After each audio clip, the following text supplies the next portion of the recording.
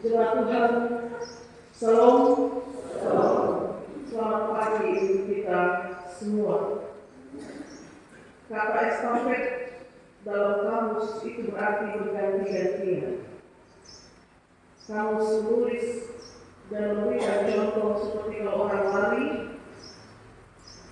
satu orang itu tidak berlari sendiri sampai finish, tapi dalam perjalanan dia berlari ada teman-teman yang lain nunggu diserahkan, lalu temannya ikhlas melanjutkan tongkat atau bendera sampai pada garis finish berganti-gantian.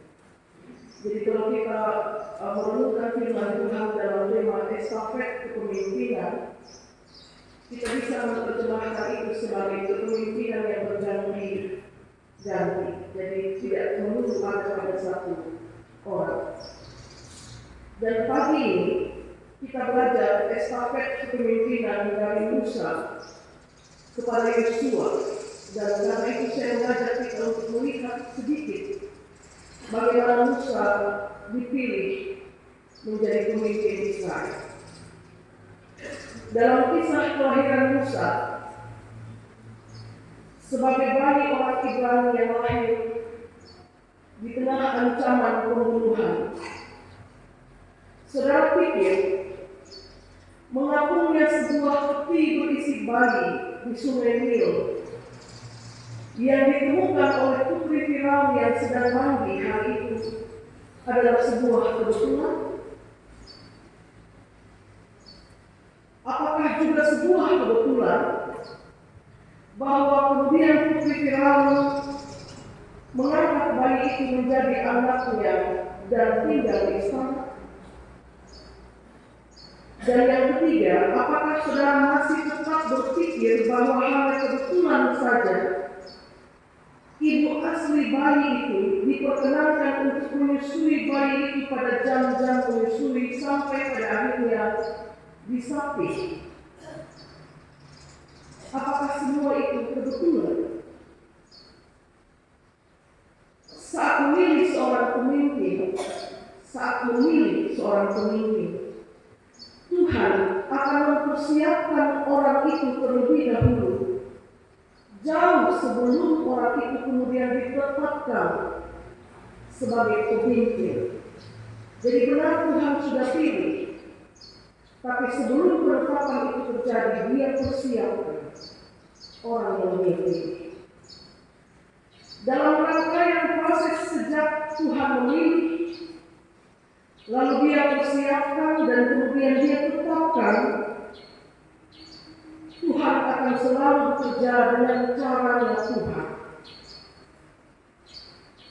Maka ketika Musa ditetapkan sebagai pemimpin yang akan membawa bangsa Israel keluar dari Mesir supaya mereka menempati tanah perjanjian, itu bukan kebetulan. Orang ini sudah dipersiapkan Tuhan menjadi pemimpin bahkan sejak ia dilahirkan. Saudara pikir hikmat ibunya untuk menyembunyikan dia dalam peti dan mengantar dia dalam tanda kutip ke putri Firaun itu kebetulan? Untuk kepentingan 40 tahun ke depan. Jadi untuk kepentingan 40 tahun ke depan, saat sebuah bangsa nanti akan dikeluarkan dari negeri perbudakan, Tuhan sudah pilih pemimpinnya. Tuhan mempersiapkan dia, dan ketika tiba saatnya, dia akan ditetapkan. Tuhan akan menetapkan dia. Maka sesungguhnya Tuhan Allah kita, dia tidak pernah menetapkan pemimpin kosong dalam tanda kutip. Hidup di istana Firaun dengan status sebagai anak putri Firaun mestinya anak. Tentu dia mendapatkan bukan saja pelayanan terbaik, tapi juga pendidikan terbaik dengan juga kualitas terbaik. Dia pasti akan belajar ilmu kepemimpinan, strategi dan taktik, bahkan politik. Maka Musa bukan pemimpin kosong, yang tampil tanpa bekal sama sekali. Dia sudah dipersiapkan dan Tuhan Allah melakukannya dengan sangat baik. Catatannya adalah Tuhan melakukannya dengan sangat baik. Waktu dia pilih, dia persiapkan dan dia menetapkan. Sehingga sekarang kalau tongkat estafet kepemimpinan itu akan diserahkan kepada Yosua atau harus berpindah kepada Yosua, jangan juga saudara berpikir bahwa Yosua mau dipilih hari itu. Saudara tahu Yosua ini sudah ditempatkan Tuhan di sisi Musa sejak anak ini masih berusia muda. Tuhan taruh dia di Musa sisi. Dan saya sangat percaya bahwa tangan Tuhan sendiri yang menempatkan dia di situ dan menjadi abdi Musa dengan setia karena Tuhan memilih dia untuk kepentingan masa depan. Waktu Musa diperintahkan untuk naik ke atas gunung Sinai, karena Tuhan memberikan kepada dia roh batu yang menetapkan segala ketetapan Allah mengatur kehidupan orang Israel. Yosua ikut bersama Musa, hanya saja yang dia tidak diperkenankan untuk naik, itu hanya Musa. Tapi sebagai abdi dia menyertai Musa, dia menunggu Musa di dalam kemah. Ketika negeri Kanaan harus diintai sebelum orang Israel memasukinya, Yosua itu adalah salah satu pengintai dari suku Efraim. Kan diutus 12 suku, masing-masing suku 1, 12 orang masing-masing suku 1. Yosua salah satu yang diutus dari suku Efraim bersama dengan 11 pengintai yang lain. Mereka pergi untuk mengintai negeri Kanaan. Dan dalam cerita itu, setelah tugas pengintaian selesai, mereka kembali dan harus melaporkan 10 teman Musa dan Kaleb menjadi kecil nyali karena mereka takut dengan perlawanan orang Kanaan. Mereka bilang orang-orang Kanaan itu raksasa dan kita hanya berlawan. Tapi hanya Musa, hanya Yosua dan Kaleb yang dengan optimis dan berani dan meyakini bahwa itu negeri yang luar biasa baik yang akan diberikan Tuhan kepada Israel. Dan karena itu, meskipun mata jasmani melihat segala kelebihan dari perawakan orang-orang Kanaan, itu tidak menyulitkan dari mereka. Sebab kalau Tuhan sudah berkehendak, bahkan dengan lawan setangguh apapun, Tuhan akan mengizinkan mereka untuk berhasil. Sekian puluh tahun ditempatkan di sisi Musa sebagai abdi. Saudara pikir itu hanya kebetulan? Untuk kepentingan sekian puluh tahun ke depan, saat dimana Musa tidak diperkenankan Tuhan untuk injak kaki di Kanaan, Yosua ini telah dipersiapkan oleh Tuhan untuk maksud itu. Sebab domba-domba Allah tidak boleh tidak bergembala. Itu pernyataan Musa waktu Allah bilang pilih. Karena kau tidak akan diperkenankan masuk ke Kanaan. Jemaat Tuhan yang terkasih, siapa yang bisa membantah ketetapan Tuhan? Dan kalau dia sudah memilihmu, dia akan mempersiapkan. Dan kalau persiapan itu sudah cukup, engkau akan ditetapkan sebagai pemimpin dan Tuhan bekerja dengan sangat baik. Siapa yang bisa membantah ketetapan Tuhan?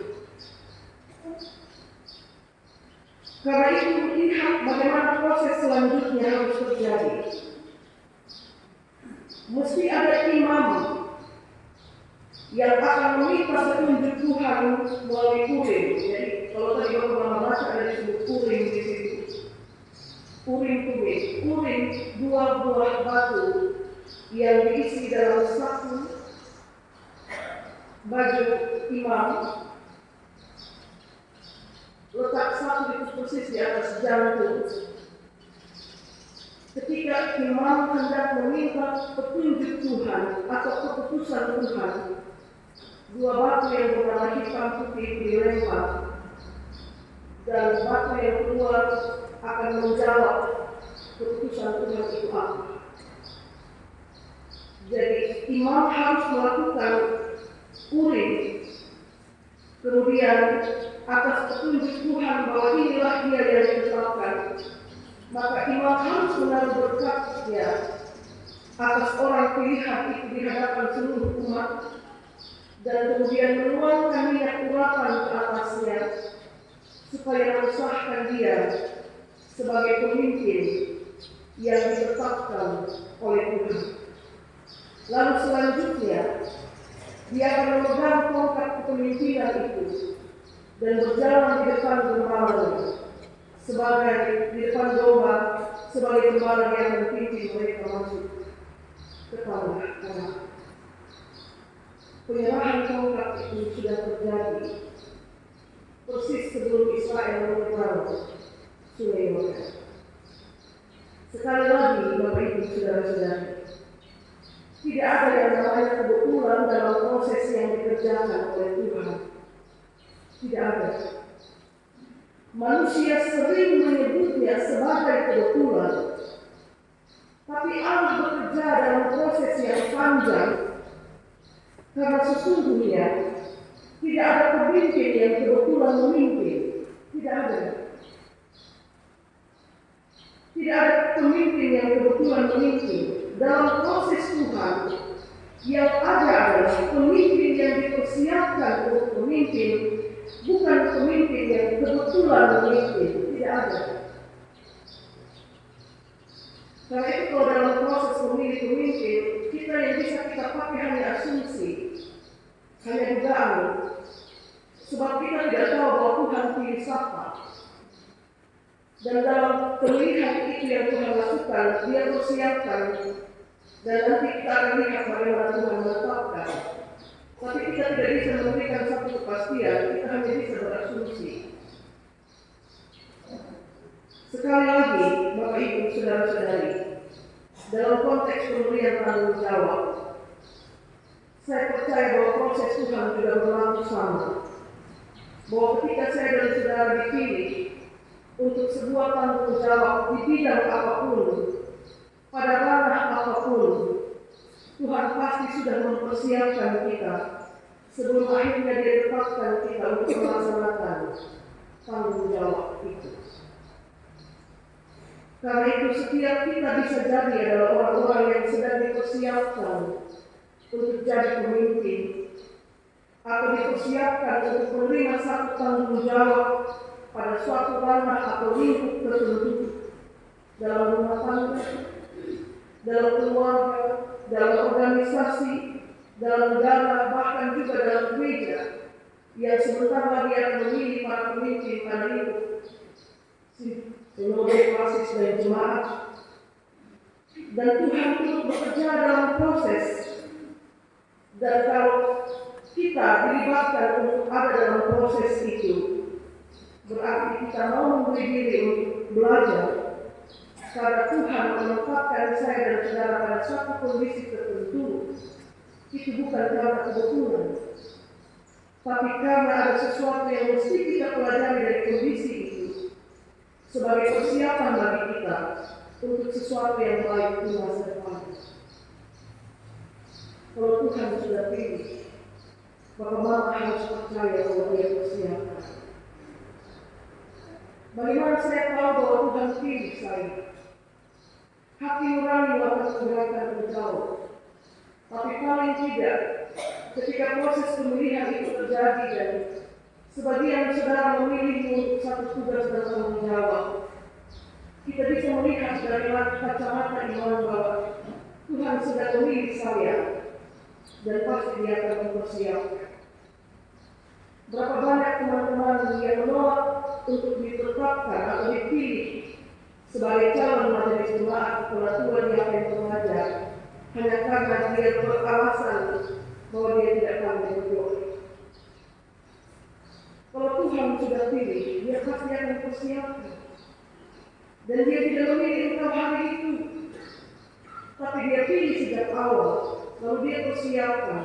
Lewat proses yang panjang nanti dia lupakan. Jangan pernah menyerah.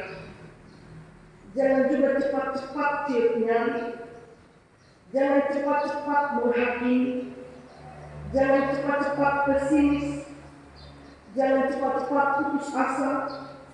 Hadapi setiap proses itu dengan mengandalkan Tuhan. Seperti para imam, sebelum dia menetapkan, dia harus melakukan proses kuring, mencari tahu apa kehendak Tuhan, lalu minta petunjuk Tuhan, dan dengan penuh penyerahan diri, beri diri untuk Tuhan proses. Kalau itu memang kehendak Tuhan, apapun yang jadi rintangan pasti bisa dilewati. Kerjakan tugas tanggung jawab sebaik-baiknya, karena tidak ada pemimpin yang kekal. Tidak ada pemimpin yang kekal. Setiap masa ada banyak. Setiap orang ada masanya.